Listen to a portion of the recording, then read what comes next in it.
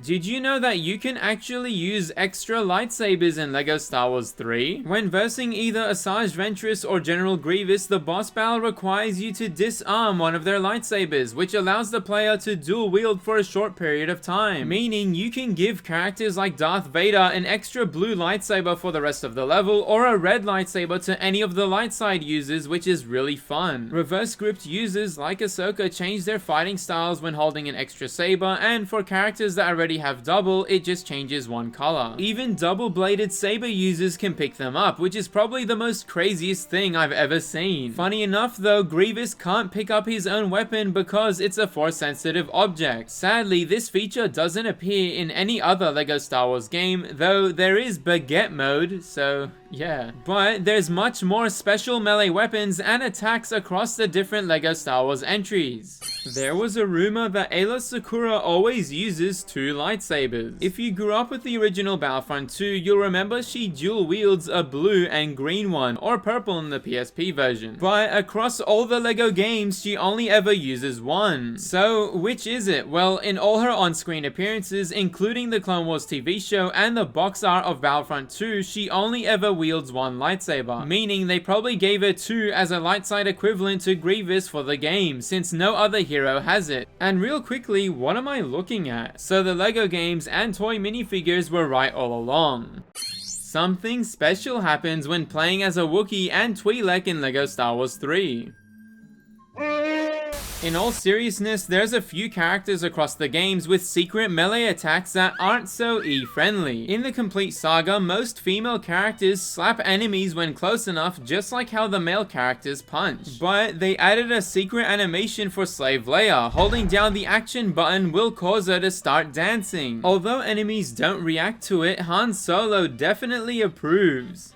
This is the only version of the character that has this animation, but trying to punch Leia with Lando Calrissian will cause him to kiss her hand just like in the film. Chewbacca, mentioned earlier from LEGO Star Wars 3, also has a special melee attack where he pulls the arms out of his enemies. Normally this would fit his character, but it just looks so wrong, especially when doing it to the shorter characters like Wag 2. And not surprised, this didn't make a return in future titles. Plus, he uses a different melee animation when attacking droids for some reason, even though they have a dismemberment feature. Speaking of which, Darth Maul in the Skywalker Saga has a secret idol animation where he detaches half of his body, which is a nice nod to his unfortunate past. But sadly, you can't move around just as his torso like the protocol droids, which also split in half if you hit them. While in LEGO Star Wars 3 and the complete saga, they actually lose arms and legs the more they take damage. And although I mentioned in another video that Magna Guards can lose their heads and walk around in LEGO Star Wars 3, I just found out this also works in the complete saga, which is pretty cool. Funny enough, Zombie Geonosians also have a dismemberment feature, but theirs is way more interesting. Although they can't jump, they can basically lose all main body parts and still be playable. A really nice attention to detail from the developers. But the Skywalker Saga has a creepy secret. The game lets you shoot off troopers' helmets, but although some heroes can't take theirs off, you can actually see their heads model in the respawn animation. What's crazy is that a lot of them are unique, even though these heads are only visible this way. Basically, all of the Bad Batch have their appropriate faces as well, and probably my favorite being classic Darth Vader's head, which appeared in the complete saga's final cutscene. But understandably, this isn't the case for all characters. The Mandalorian, for example, uses a classic black model, and so does Phasma, even though you can see her face in the damaged helmet appearance. Plus, character helmets become damaged once they respawn as well, which is really easy to miss if you don't look out for it. Unlike in other LEGO Star Wars games, you can deflect lightning as Yoda in the complete saga. This is only possible in the Versus feature, and although it doesn't strike back at the opponent, it still stops damage, which is pretty cool. The only time this happens in the Skywalker Saga is in some boss battle QuickTime events, while LEGO Star Wars 3 doesn't have it at all. But a lot of other characters also have interesting animations. The BX Commando droid uses their Viro swords to attack in the story mode. Sadly though, this was removed for the a playable version of the character, since I don't think this ever appeared in the official minikit toys. In fact, affiliate links to all the amazing sets and characters that appear in this video are in the description. Also, Geonosians walk really slow, but have a flight animation that works similarly to the jetpack and never runs out in the Complete Saga and Star Wars 3. This was removed in the latest entry, with Poggle the Less not even having a flying jump animation, but his wings can do this occasionally.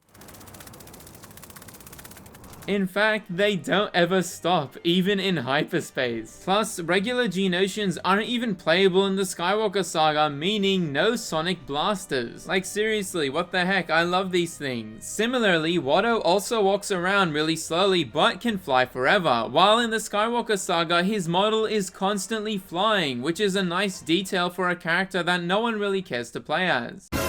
The Fett bounty hunters have some of the coolest attack animations in the game. Not only do they use their jetpack to help them move around and ram the enemy, but each of their combos uses a different gadget. Basically, the only equipment not used is the jetpack rocket from the story mode mission, which, by the way, you can force push back at them or shoot it in the air. In fact, the Fett family got the worst nerf in the entire franchise. In the older LEGO Star Wars games, their jetpacks would let them hover for a decently long time, but sadly, this was nerfed in the Skywalker Saga to just a very short burst. Once again, the boss battle even shows them actually using their jetpacks properly, while we're stuck with this. This also happened to the astromech droids. Their rocket hover feature was completely removed and replaced with the ability to attack, which is a shame since it was so iconic to the characters and even would change color depending on the astromech. But now it's just a weird looking jump.